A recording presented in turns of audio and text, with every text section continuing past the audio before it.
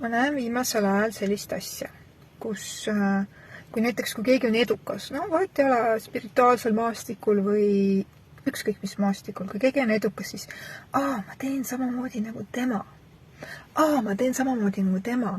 Ma teen ka neid, ma ei tea, kursusi või asju või podcast'e või mingeid veebikursusi või no mis iganes, no see võib olla ka mingi ärivärk, nagu mis iganes. Ja me mõistus arvab, et ma teen samamoodi, ma proovin samamoodi, kui tema sai sellega edukaks, siis ma pean ju ka saama. See ei käi nii. Igal ühel on oma unikaalne blueprint, sõrmejälg, kood, mida mööda tema peab minema. Võib-olla, kui sa teed täpselt samamoodi nagu see inimene, kes on seal edukas, see ei pruugi sul üldse nii minna. Sina võid seal läbi põleda, sul võib tulla seal mis tahes takistusi. Ehk siis, kui palju me mõtleme läbi mõistuse erinevaid strateegiaid, ma ei tea, kuidas saada edukaks või kuidas saada rikkaks või kuidas saada vabaks või kuidas saada terveks. Igaühel on oma tee, kuidas just sina saad seda, mida sa luua tahad. Kuidas just sina saad kogeda seda, mida sa tegelikult tahad ja ainus viis, kuidas sa saad seda, mida sa tahad, on järgneda juhatusele, kus sina inimesena oled lihtsalt oma hingele siis nii-öelda teekaaslane, mitte juht. Sest nii kui sa võtad juhtimise enda kande, hakkad proovima läbi mõistuse igasuguseid strateegiaid. Tema tegi nii, ma proovin ka neid strateegiaid läbi mõistuse punnitada. See ei toimi. Ma näen, kuidas paljud inimesed praegu põlevad läbi üksteise järel. Isegi kui sa oled spirituaalsel teel, sa freaking põled läbi, sest sa proovid teha seda, mida teised teevad. Ja sa ei järgne enda unikaalsele koodile, sa ei järgne enda unikaalsele juhatusele, mis sulle tuleb. Teate, kui palju mina oma elus olen läbi põlenud või? Oh my god, sest ma olen punnitanud, proovinud teha paremini nagu teised teevad, proovinud teha mingi strateegia kohaselt, proovinud teha mingite sammude järgi. See ei käi nii, sa jälle põled läbi. Sa vahel peal saavutad edu ja siis sa põled jälle läbi. Sa pead võtma võib-olla, ma ei tea, tükk aega vabaks, et taastuda. Juba sellised tsüklid, kui sa neid tsükleid märkad, siis sa ei järgne enda hingeteele, vaid sa kogu aeg teed mõistusest. Ja nii kui sa teed mõistusest, su keha põleb läbi.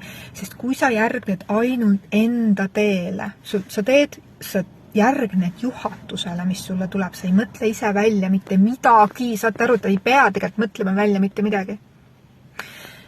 Inimesed lihtsalt, see viga ongi see, et te lihtsalt punnitate üle oma fucking varju, proovides teha midagi, millele su keha ütleb ei. Ja põhjus, miks sa mõtled välja mõistusest igasuguseid strateegiaid, on see, et su ego on nii suur, et ta keeldub alistumast oma hingele.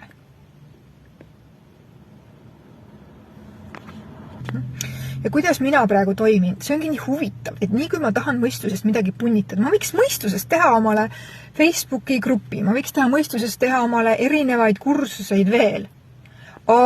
See tooks edu, aga ma ei tee neid. Inimesed küsivad, Maris, sa võiks uuesti oma mingi kinnise grupi teha. Mõistus ütleb, jaa, tee, bla.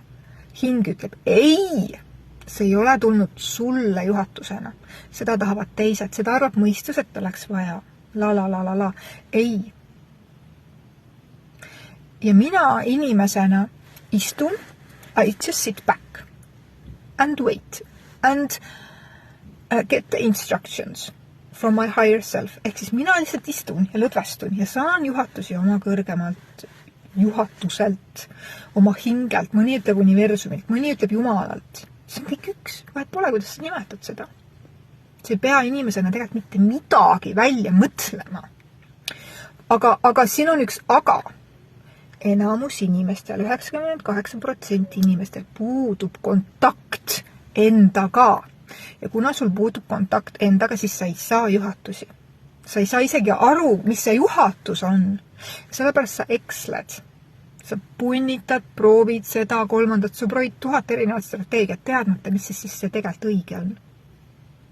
Ja teadmata, et see 1001 strateegia on tegelikult kõige õigem, mida su hing juhatab sulle teha. Aga kuna sul puudub kontakt enda hingega, enda tunnetusega, enda juhatusega, enda 7. meelega, enda kõhutundega, enda whatever sa seda nimetad, siis enda jumalaga, enda universumiga, sa võid seda ükskõik kuidas nimetada, see on kõik üks ja see sama asi. Sul puudub kontakt sellega, siis sa ei saagi juhatusi, mis on sulle kõige lihtsamad, kõige kergemad, kõige lühem tee, shortcut.